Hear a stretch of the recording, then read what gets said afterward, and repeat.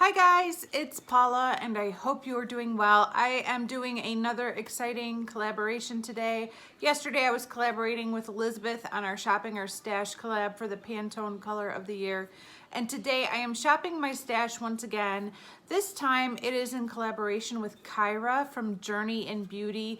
And she invited me to join her When in Doubt, Dupe It Out series, which is just so cute. I love the videos where people are duping palettes. I've never done one before. I am so excited to be doing my first palette dupe. The Shopping Our Stash series is so different because it's just generally shopping for one color. But in this video, I am actually going to try and dupe out a specific palette. Kyra has done this before. She started the series over a year ago on her channel. And I am so thankful to Kyra for inviting me to join along for the ride this time. The palette we are duping out is a Colourpop palette. I think it was released late last year and it was called the Wine and Only palette. Holy cow, is it beautiful. The color story of that palette is very inspiring. I love, love, love, love the look I created using the shadows that I found within my stash to dupe out this palette. And I hope that I will keep it in mind for when I want to create a similar look because I just think this is stunning. I loved it. I loved it so much. And although it's similar to other looks I've done, it's a little bit different. And I just was really inspired by the color story of this palette. Hopefully I have a picture of the palette up on the screen for you to see in case you don't know what this palette looks like. It's a lot of berries and wine shades. It is a 9-pan palette, so not too difficult. And I think I did a pretty good job duping this palette with just 3 palettes that I own. Now, the old Paula would have been horrified by the thought of going into 3 palettes to create an eye look. But I've gotten very used to doing that over the years and I don't think twice about it. But the old me would have paid the money to have all the shadows in one place for the convenience of having them all in one place and seeing the color story right there in front of you. But now I have really gotten used to going into multiple palettes to create a look. It's really no big deal for me nowadays. The palettes that I found these shadows in are the Too Faced Gingerbread Spice palette, the Urban Decay Born to Run palette, which I still haven't used yet, and a Colourpop palette, the Femme Rosa palette. The She Femme Rosa palette, Femme Rosa Carucci times Colourpop She Shadow palette. I don't know what we call this palette. I just call it the Femme Rosa palette. I'm leaving. Okay. Hi guys. And anyways, I'm in the shorts. Yeah. Nobody wants to see your butt. I don't think I need to tell any of you guys that Colourpop has really oversaturated the makeup market with their products. And I found a lot of the dupes for this Wine and Only palette within one of their previous palettes. And I love Colourpop. I've always loved Colourpop. I feel like I was one of the first supporters of Colourpop. Not that I was really public about it, but I placed an order back when all they had were lippy sticks and Super Shock shadows. I've been with them for a long, long time. And I tried to keep up for a long, long time. But right around the time I started my low buy 2 years ago, I did finally realize that it was impossible for me to personally keep up with the Colourpop releases and that I had to let it go. And coming to terms with that really did help me to let go of other brands that I was becoming a collector of. And in a strange way, they really helped me to get over my makeup hoarding habits because I could not keep up. Funny story, when I was looking online to research the Wine and Only palette today, I was looking through what palettes they're currently selling on their website. And although I do have about 8 Colourpop palettes, none of the 8 palettes I own are currently for sale on their website right now. They've all since come and gone, and other palettes have come and gone, and now they have the palettes they have now. I mean, I kind of feel like these 12-pan palettes are really dated looking compared to what they're selling now. I feel like my Colourpop makeup is my new makeup, but it just comes and goes so fast. And I don't like to throw the word fast fashion around, but if there was a brand that had to be shamed for fast fashion, it would totally be Colourpop. I mean, this idea that Colourpop is promoting that we should all be running out and buying the newest thing because it's affordable and because it's new and exciting is almost shameful. And I love Colourpop, but I just think it's shameful what they're doing. The long-term effects of what that fast fashion does to our environment is really bad. So I have gone on a tangent. Maybe I won't include this in the video, maybe I will, I don't know, but I just figured I would take this moment to call out Colourpop for their fast fashion habits. 2 years ago, Kyra invited me to do a collaboration with her and I said yes, and she was my first collab on my channel. I don't know if she had done any collabs before me either, or if I was her first, but she was definitely my first collaboration. We did a palette bingo with the ABH Subculture palette, and boy was that a challenge. It really kind of turned me off from that palette altogether because I did not like the colors I picked and the combination of them just kind of looked muddy.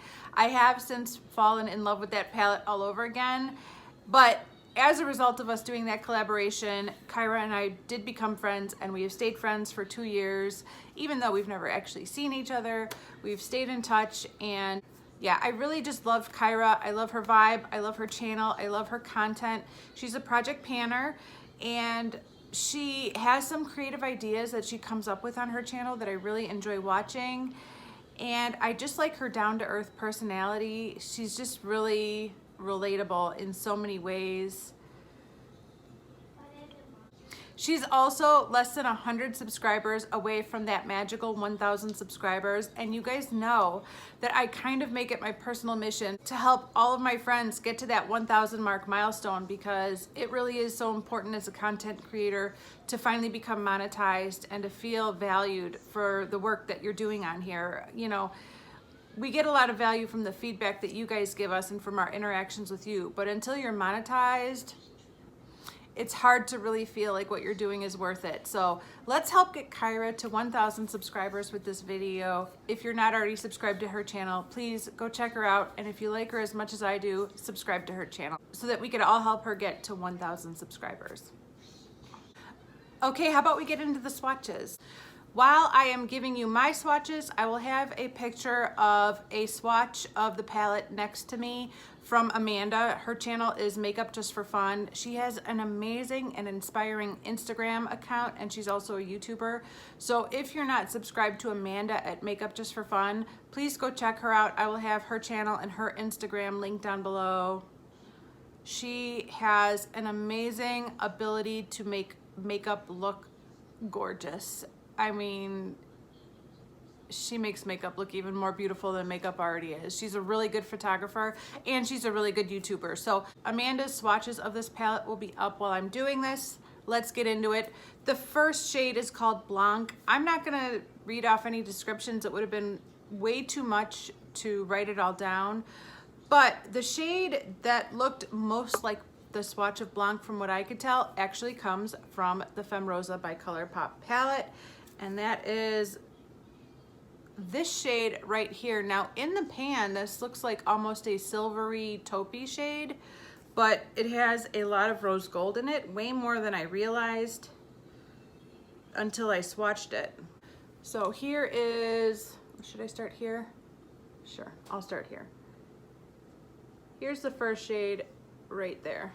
Look at how, did that throw you guys off too? Look at how rosy that is. And when I see it in this pan,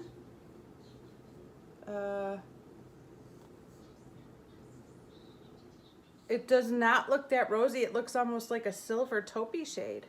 But then when I swatch it, you get all that pinky rosiness to it.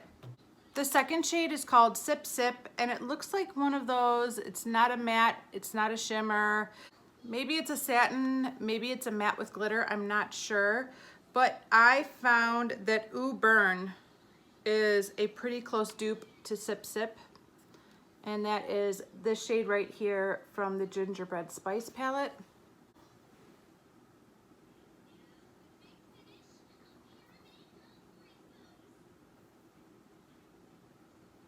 The third shade in the palette is called Major Chianti, and I'm going back in the Femme Rosa palette for this shade right here. I do have this shade on my eyes today in my crease and my outer corner a little bit. It is gorgeous. I absolutely love this shade. I think this shade would pair really nicely with the shimmers in my Pan That palette. So I'm keeping that in mind because I really enjoyed working with that shade today. This is a matte shade. And it looks like a matte shade in the swatches, at least from what I could tell. There you go. That's better.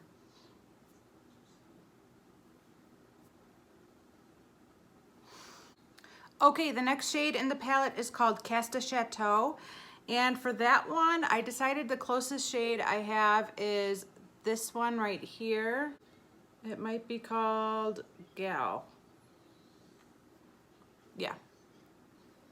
That shade right there, I think, is the closest I have to Cast a Chateau.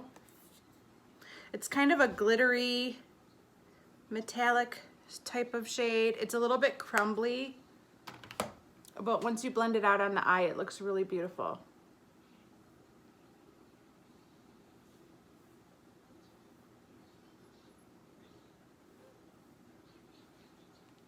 Okay, the next shade is called Play to Wine. And for that shade, I went into my favorite shade in my Gingerbread Spice palette. That is Hot Toddy.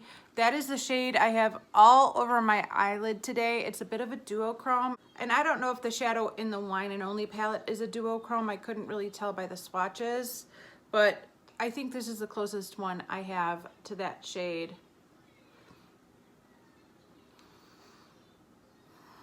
Every time I open this palette, I have to smell it. These two shades are very similar.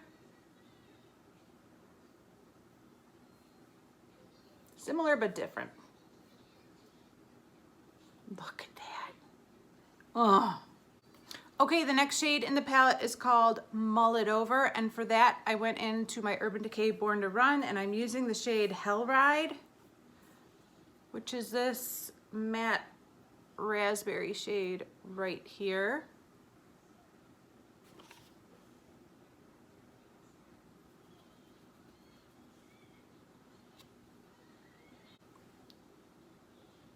Oh.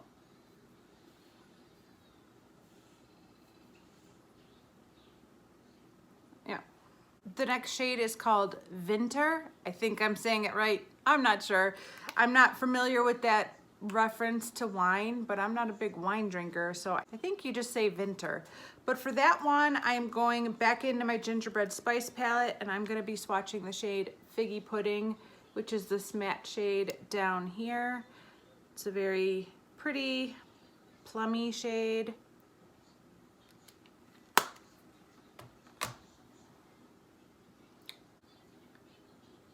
There you go. I just love these shades. Okay, the 8th shade in the palette is called Mon Chéri. And for that one, I went back into my Born to Run palette. This shade was a little bit tricky. I'm not sure if I nailed it, but I kind of feel like I did. I am gonna be using the shade Guilt Trip, which is this one right here. It's just kind of a shimmery, plummy shade, plummy purpley shade. It's really, really pretty.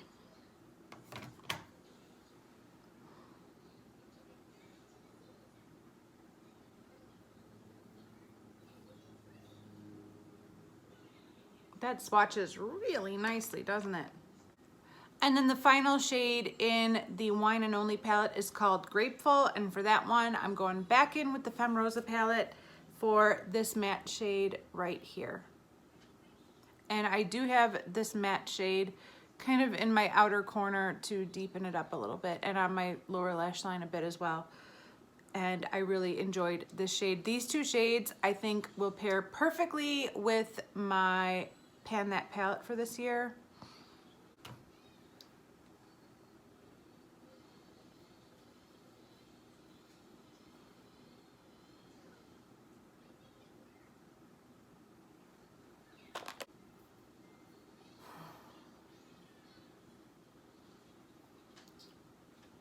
All right, there it is. This is my duped out version of the Wine and Only palette from Colourpop. What do you guys think? How did I do with my first time ever duping a palette? I think I did pretty good capturing the overall vibe of the palette, the essence of this wine inspired palette. If I'm being honest, I didn't even know that this palette existed until Kyra brought it to my attention. But I don't think I needed it. I don't feel like I've missed out on it. It's currently sold out. I have no idea if Colourpop is gonna bring it back or not, or if it's just gone. But I am so glad that Kyra invited me to join her on this When in Doubt, Dupe It Out. I have so much inspiration from this selection of shades that I already have within my stash and I could use and incorporate with my eye looks. So I'm really, really glad she asked me to do this video with her. What do you guys think? How did I do? Do any of you guys have this palette? Do you love it? In the end, almost half of the shades came right from a different Colourpop palette. 4 shades came from this palette right here. So if you missed out on the Wine and Only palette, but you do have this palette, you're good. If you missed out on this palette, but you got the Wine and Only palette, you're good, because there's a lot of similarities between the two palettes. So don't feel like you missed out just because you didn't get one or the other palettes. And if you missed out on both palettes, you might be able to get a lot of the same looks from these two palettes if you have these two. And if you don't have these two, shop your stash, because you might have it in a different palette that I don't have. I hope you guys enjoyed watching this When in Doubt, Dupe It Out. Thank you so much to Kyra for inviting me to collab with you on this video. It was so much fun and I'm so glad I did this. Really, these colors are so inspiring. Don't forget to check out Kyra's channel and subscribe to her if you haven't already, and to watch her version of the When in Doubt, Dupe It Out for the Wine and Only palette. Thank you so much for watching, and I will see you in the next one. Bye.